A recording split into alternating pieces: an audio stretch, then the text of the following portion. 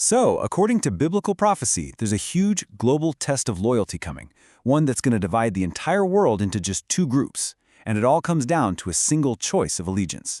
In this explainer, we're going to break down exactly what that means, step by step. Now, this isn't just a rhetorical question. The source material we're digging into poses this as a really serious diagnostic question. The whole idea is that there's a subtle process already happening, shaping who or what we're ultimately prepared to obey. So let's dive right in and unpack this. All right, here's our game plan. We're going to tackle this in 5 parts. First, we'll look at what's called the ultimate test of obedience. Then, we'll compare God's seal to the mark of the beast. After that, we'll explore the system of deception, listen to heaven's final warning, and wrap up with the final choice everyone will supposedly face.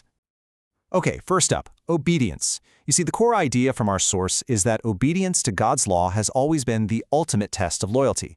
And according to prophecy, that very same test is coming back around big time. This quote from Jesus is presented as a key piece of evidence. The point being made is that the 10 Commandments aren't some outdated rulebook. Instead, they're the unchanging foundation of God's authority, and the New Testament actually confirms them. It doesn't cancel them out. Okay, now this is where it gets really interesting. This final conflict over obedience is symbolized by two totally opposing signs. One is called the seal of God, and the other, you've probably heard of it, the mark of the beast.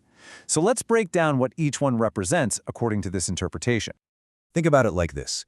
In the ancient world, if a king put his seal on a law, that seal always had 3 key things: the ruler's name, their official title, and the territory they ruled. Well, the source material argues that within the 10 Commandments, only one of them actually contains all 3 of those components. And here it is, the 4th commandment. According to this view, the Sabbath commandment is the only one that acts as God's official seal. It identifies him as the creator who has rightful authority over, well, everything. And here you can see it all laid out perfectly. All 3 parts of an official seal, all right there in the Sabbath commandment. You've got the name, the Lord, the title, Creator, and the territory, the heavens and the earth. It's presented as God's complete and official signature on his own law. So what about the other side? The source argues that the mark of the beast isn't a literal physical mark like a tattoo or a microchip. No, it's a counterfeit sign of authority. It's a symbol that shows your allegiance is to a human-led power that has actually tried to change God's law. And this ancient prophecy from the book of Daniel is connected directly to a major historical shift in Christian practice, the move away from the seventh-day Sabbath to observing the first day, Sunday. This change, which was made by human church councils, is framed as a direct attempt to take over God's divine authority. So this slide really shows the crucial contrast. On one side, you have the Sabbath, pointing directly to the Creator. On the other, Sunday observance. The argument is that when this choice is eventually enforced by law, it becomes the mark of human authority, a direct rival to divine law. So, how on earth does the world get to that point? Well, the argument is that nobody accepts this mark by accident. Instead, there's a slow, gradual preparation that's already underway, conditioning us to accept human authority over God's commands. The source identifies these kinds of cultural and even religious shifts as a form of spiritual training.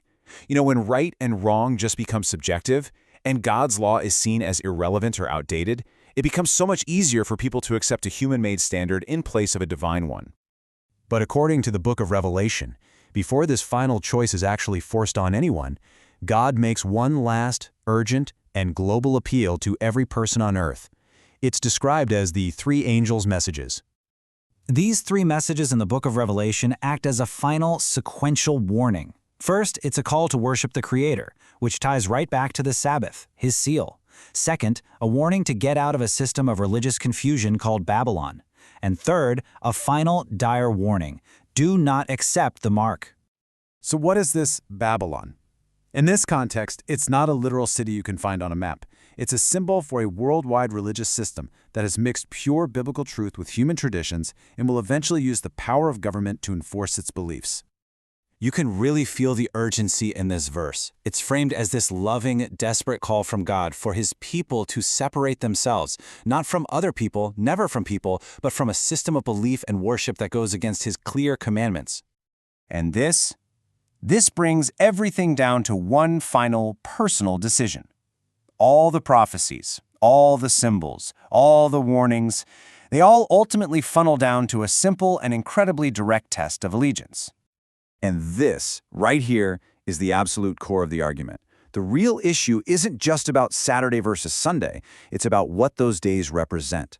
The real choice is, whose authority are you going to obey? God's, as found in His law, or humanity's, as found in tradition?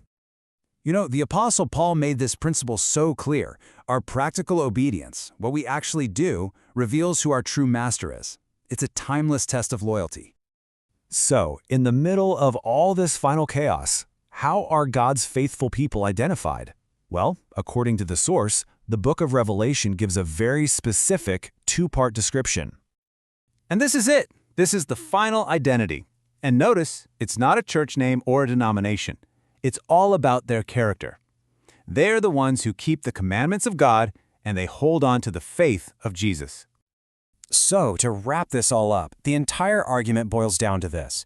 The final test is a choice between divine truth, as it's revealed in Scripture, and human tradition which has tried to change that truth. And it's a decision that's ultimately proven not by what we say, but by what we do.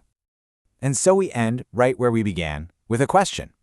The source material we've explored frames this final choice as one of ultimate authority. It's a pretty challenging thought to leave you with. In the end, who will you obey?